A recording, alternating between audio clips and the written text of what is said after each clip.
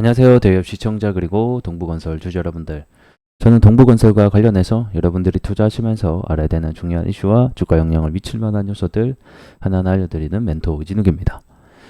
자, 우리 동부건설 이 지수 하락으로 인해서 다시 한 번 더 이 저가 행진을 좀 이어가고 있습니다.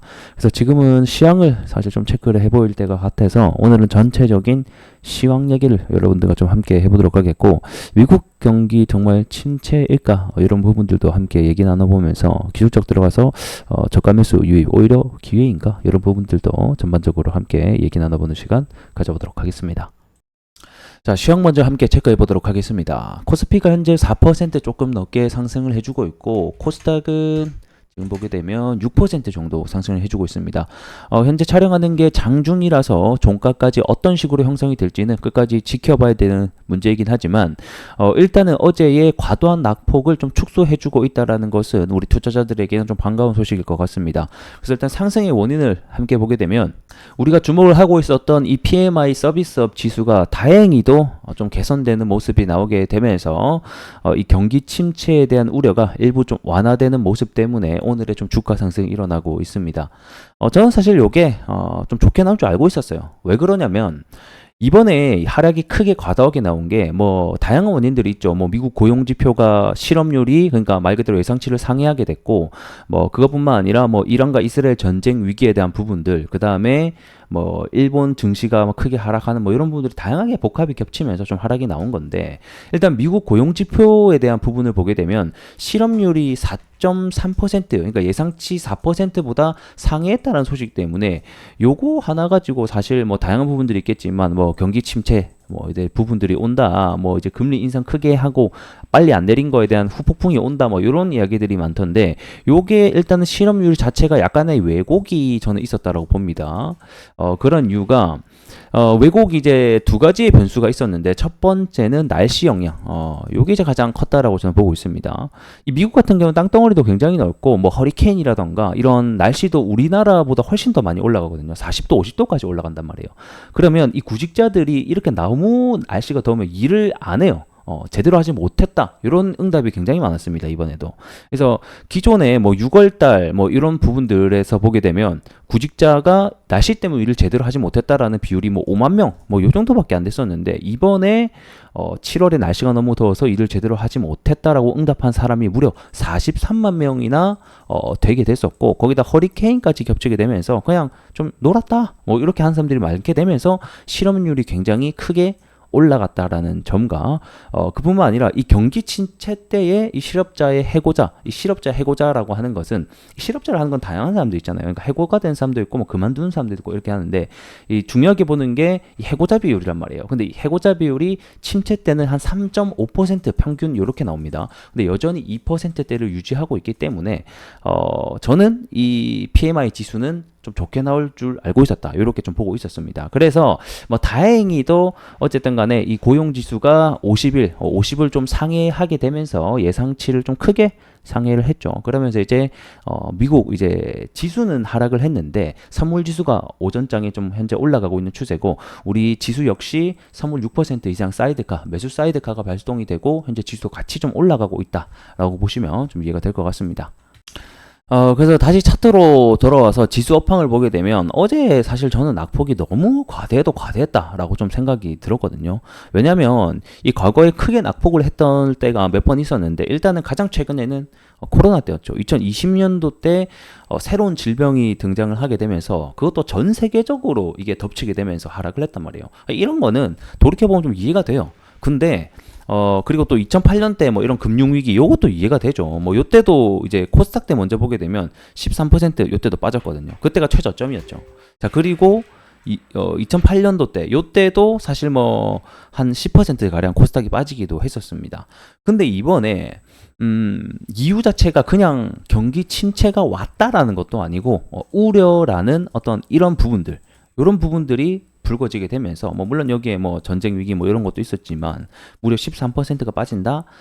요거는 너무 과대했다. 그리고 이제 RSI 지표를 보게 되면, 자, 전체적인 항상 그 낙폭의 그 어떤 최저점이라고 보여지는 부분이 항상 20포인트를 밑으로 내려가게 되면 항상 여기가 바닥이었단 말이에요. 그래서 2020년도 때도 여기서도 보게 되면 20포인트, 여기서 한 20포인트 조금 더 한 16까지 RSI 지표상 내려가긴 했었는데 20 아래로 내려가면 거의 저가 반등이 항상 기술적 반등이 여전히 나와줬었고 어제가 한 18포인트까지 내려갔었거든요. 그러다 보니까 요거는 기술적 반등 좀 나올 수 있겠는데 너무 과대한데 라고 모두가 좀 생각을 하는 좀 이런 하루였지 않았나 이런 또 생각이 듭니다. 그래서 제가 지금 이제 시황 얘기를 전체적으로 일단은 해드리고 있는데 지금 현재 건설주가 사실 여러 가지 영향을 받지만 최근에는 이 시황의 영향을 좀 많이 받고 있기 때문에 제가 시황 브리핑을 좀 해드린다라고 보시면 될 것 같고, 자, 이어서 이제 건설에 관련된 얘기를 좀 간단하게 해보도록 하겠습니다. 자, 결국에는 지금 현재 경기 침체에 대한 우려와 그 다음에 이런 부분들이 계속해서 불거지게 되면서 이 금리 인하가 점점 다가오고 있습니다. 뭐 7월에 금리 인하 안 해가지고 이렇게 되고 있다 뭐 이런 말이 있긴 한데 뭐 어쨌든 간에 9월 달에는 FOMC 때 금리 인하가 좀 유력할 것으로 현재 보여지고 있죠. 이 금리 인하에 대한 수혜 섹터가 뭐 여러 가지가 있겠지만 그 중에 하나가 바로 우리 건설주가 또 될 것 같습니다. 그래서 이 과거에 그리고 이 현재 건설주와 금리에 대한 비교를 좀 제가 가지고 와봤습니다.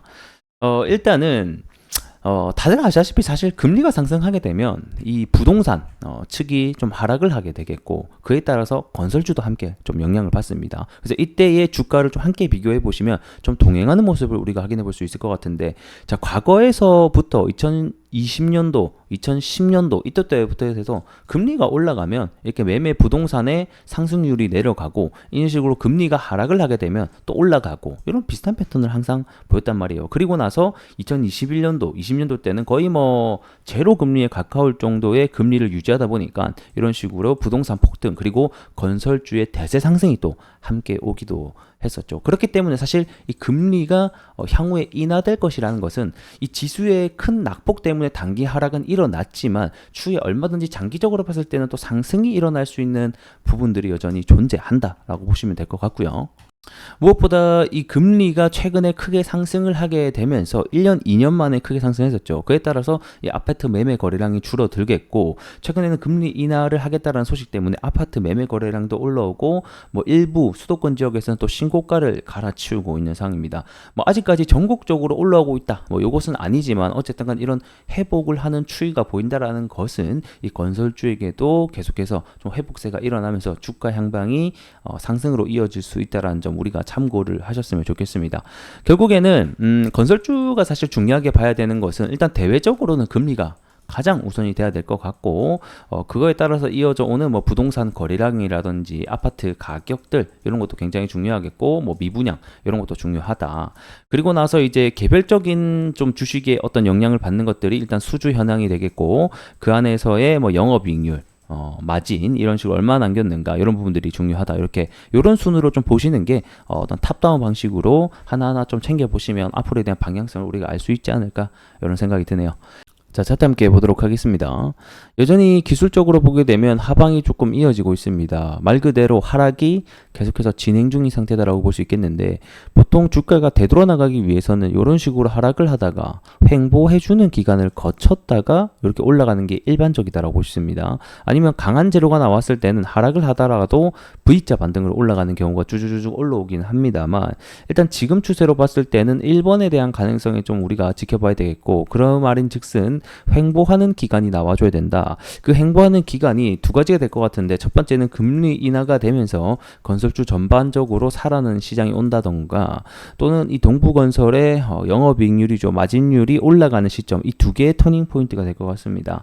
현재 가장 큰 원인으로는 금리 인상도 있겠지만 사실 영업이익률 마진 측면에서 굉장히 지금 동부건설이 어려운 상황이다 보니까 주가 하락이 이어지고 있다고 보시면 될 것 같습니다. 월봉으로 보게 되면 사실 역사적 거의 신저점, 주봉으로 볼까요? 역사적 신저점이기 때문에 뭐 물론 여기서 더 내려갈 수 있기는 합니다만 어느 정도 이 하락에 대한 가격 부분을 좀 반영을 하고 있고 지금부터는 이제 좀 올라갈 수 있는 이런 실적에 대한 부분들을 우리가 좀 보고 결국에는 대응을 해야 되지 않나 이런 생각이 드네요. 그래서 일단은 장기 평선을 여전히 뚫고 있지 못하기 때문에 횡보를 해주는 시점부터 우리가 다시 한번 더 추매를 할지 신규 매수를 할지를 좀 고민해보자 이렇게 설명을 드리도록 하겠습니다. 자, 오늘 영상 여기서 좀 마무리를 해보도록 하겠고요. 전 또 다음 시간에 더 나은 내용으로 인사드릴게요.